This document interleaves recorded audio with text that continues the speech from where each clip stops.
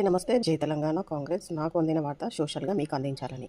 హైదరాబాద్లో భారీ అగ్ని ప్రమాదం కొనసాగుతున్న రెస్క్యూ ఆపరేషన్.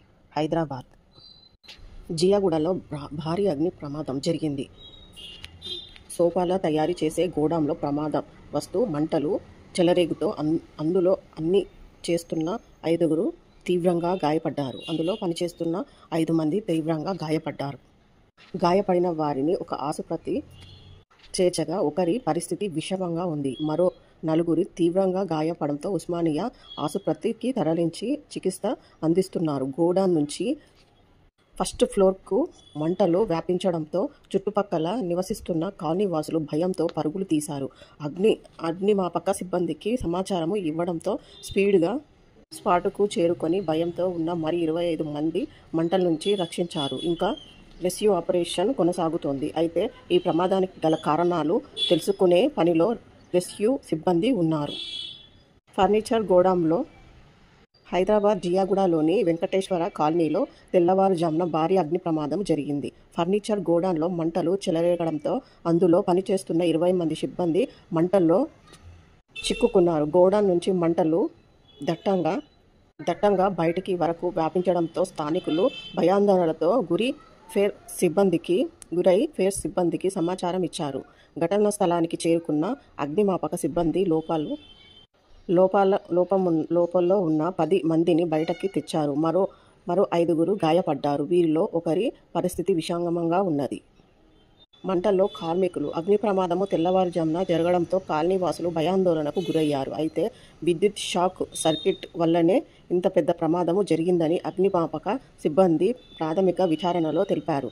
అయితే గోడాన్లో అంతమంది ఎందుకు ఉన్నారు? రాత్రి నుంచి పని చేస్తున్నారా? అయితే దానిపై ఆరా తీస్తున్నారు. గాయపడిన వారికి ఉస్మానియా ఆసుపత్రిలో చికిత్స పొందుతున్నారు. ఎప్పుడైనా పెద్ద ఫ్యాక్టరీలలో ఇట్లాంటి పనులు చేసేటప్పుడు చాలా జాగ్రత్తగా ప్రతి రోజుకి చెక్ చేసుకొని వర్క్ అనేది స్టార్ట్ చేయాలి.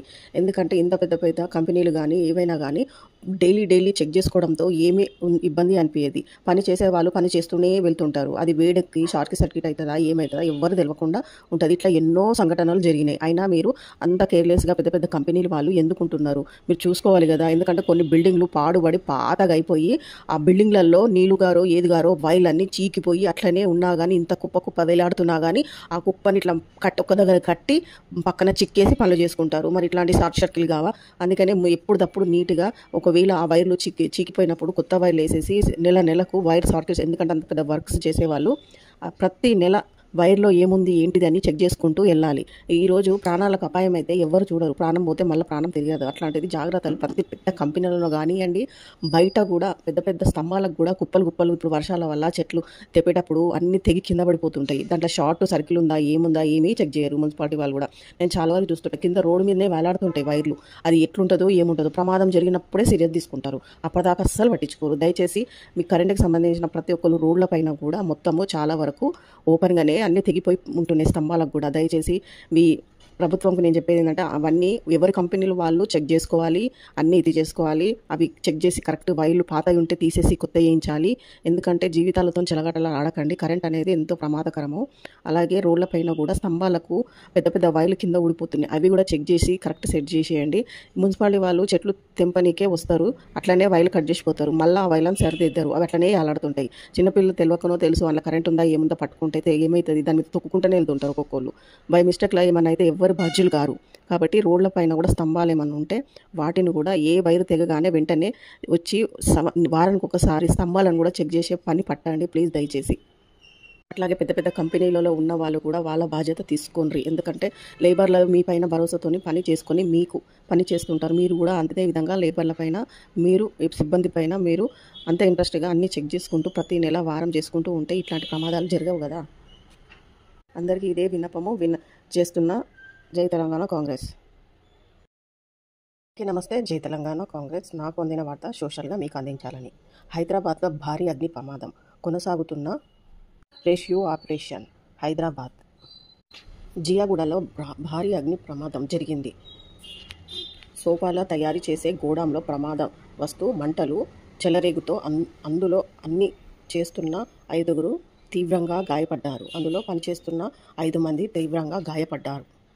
గాయపడిన వారిని ఒక ఆసుపత్రి చేర్చగా ఒకరి పరిస్థితి విషమంగా ఉంది. మరో నలుగురు తీవ్రంగా గాయపడంతో ఉస్మానియా ఆసుపత్రికి తరలించి చికిత్స అందిస్తున్నారు. గోడౌన్ నుంచి ఫస్ట్ ఫ్లోర్కు మంటలు వ్యాపించడంతో చుట్టుపక్కల నివసిస్తున్న కాలనీవాసులు భయంతో పరుగులు తీశారు. అగ్నిమాపక సిబ్బందికి సమాచారం ఇవ్వడంతో స్పీడ్గా స్పాట్కు చేరుకొని భయంతో ఉన్న మరి 25 మంది మంటల నుంచి రక్షించారు. ఇంకా రెస్క్యూ ఆపరేషన్ కొనసాగుతోంది. అయితే ఈ ప్రమాదానికి గల కారణాలు తెలుసుకునే పనిలో రెస్క్యూ సిబ్బంది ఉన్నారు. ఫర్నిచర్ గోదాంలో హైదరాబాద్ జియాగూడలోని వెంకటేశ్వర కాలనీలో తెల్లవారుజామున భారీ అగ్ని ప్రమాదం జరిగింది. ఫర్నిచర్ గోడౌన్లో మంటలు చెలరేగడంతో అందులో పనిచేస్తున్న 20 మంది సిబ్బంది మంటల్లో చిక్కుకున్నారు. గోడౌన్ నుంచి మంటలు దట్టంగా బయటికి వరకు వ్యాపించడంతో స్థానికులు భయాందోళనలతో గురై ఫైర్ సిబ్బందికి సమాచారం ఇచ్చారు. ఘటనా స్థలానికి చేరుకున్న అగ్నిమాపక సిబ్బంది లోపల్లో ఉన్న 10 మందిని బయటకి తెచ్చారు. మరో 5గురు గాయపడ్డారు. వీరిలో ఒకరి పరిస్థితి విషమంగా ఉన్నది. మంటల్లో కార్మికులు. అగ్ని ప్రమాదము తెల్లవారుజామున జరగడంతో కాలనీవాసులు భయాందోళనకు గురయ్యారు. అయితే విద్యుత్ షాక్ సర్క్యూట్ వల్లనే ఇంత పెద్ద ప్రమాదము జరిగిందని అగ్నిమాపక సిబ్బంది ప్రాథమిక విచారణలో తెలిపారు. అయితే గోడౌన్లో అంతమంది ఎందుకు ఉన్నారు? రాత్రి నుంచి పని చేస్తున్నారా? అయితే దానిపై ఆరా తీస్తున్నారు. గాయపడిన వారికి ఉస్మానియా ఆసుపత్రిలో చికిత్స పొందుతున్నారు. ఎప్పుడైనా పెద్ద ఫ్యాక్టరీలలో ఇట్లాంటి పనులు చేసేటప్పుడు చాలా జాగ్రత్తగా ప్రతి రోజుకి చెక్ చేసుకొని వర్క్ అనేది స్టార్ట్ చేయాలి. ఎందుకంటే ఇంత పెద్ద కంపెనీలు కానీ ఏవైనా కానీ డైలీ చెక్ చేసుకోవడంతో ఏమీ ఇబ్బంది అనిపించేది. పని చేసే వాళ్ళు పని చేస్తూనే వెళ్తుంటారు. అది వేడికి షార్ట్ సర్క్యూట్ అవుతుందా ఏమవుతుందా ఎవ్వరు తెలియకుండా ఉంటుంది. ఇట్లా ఎన్నో సంఘటనలు జరిగినాయి. అయినా మీరు అంత కేర్లెస్గా పెద్ద కంపెనీలు వాళ్ళు ఎందుకుంటున్నారు? మీరు చూసుకోవాలి కదా. ఎందుకంటే కొన్ని బిల్డింగ్లు పాడుబడి పాతగా అయిపోయి ఆ బిల్డింగ్లలో నీళ్లుగారో ఏదిగారో వైర్లన్నీ చీకిపోయి అట్లనే ఉన్నా కానీ ఇంత కుప్ప వేలాడుతున్నా కానీ ఆ కుప్పని ఇట్లా ఒక దగ్గర కట్టి పక్కన చిక్కేసి పనులు చేసుకుంటారు. మరి ఇట్లాంటి షార్ట్ సర్క్యూట్ కావా? అందుకనే ఎప్పుడప్పుడు నీట్గా ఒకవేళ ఆ వైర్లు చీకిపోయినప్పుడు కొత్త వైర్లు వేసేసి నెలకు వైర్ సర్క్యూట్స్, ఎందుకంటే అంత పెద్ద వర్క్స్ చేసేవాళ్ళు ప్రతి నెల వైర్లో ఏముంది ఏంటిది అని చెక్ చేసుకుంటూ వెళ్ళాలి. ఈరోజు ప్రాణాలకు అపాయం అయితే ఎవరు చూడరు. ప్రాణం పోతే మళ్ళీ ప్రాణం తిరగదు. అట్లాంటిది జాగ్రత్తలు ప్రతి పెద్ద కంపెనీలలో కానివ్వండి, బయట కూడా పెద్ద స్తంభాలకు కూడా కుప్పలు ఇప్పుడు వర్షాల వల్ల చెట్లు తెప్పేటప్పుడు అన్ని తెగి కింద పడిపోతుంటాయి. దాంట్లో షార్ట్ సర్కిల్ ఉందా ఏముందా ఏమీ చెక్ చేయరు మున్సిపాలిటీ వాళ్ళు కూడా. నేను చాలా వరకు చూస్తుంటా కింద రోడ్డు మీదనే వేలాడుతుంటాయి వైర్లు. అది ఎట్లుంటుందో ఏముంటుందో ప్రమాదం జరిగినప్పుడే సీరియస్ తీసుకుంటారు. అప్పటిదాకా అస్సలు పట్టించుకోరు. దయచేసి మీ కరెంట్కి సంబంధించిన ప్రతి ఒక్కరు రోడ్ల పైన కూడా మొత్తము చాలా వరకు ఓపెన్గానే అన్ని తెగిపోయి ఉంటున్నాయి స్తంభాలకు కూడా. దయచేసి ప్రభుత్వంకు నేను చెప్పేది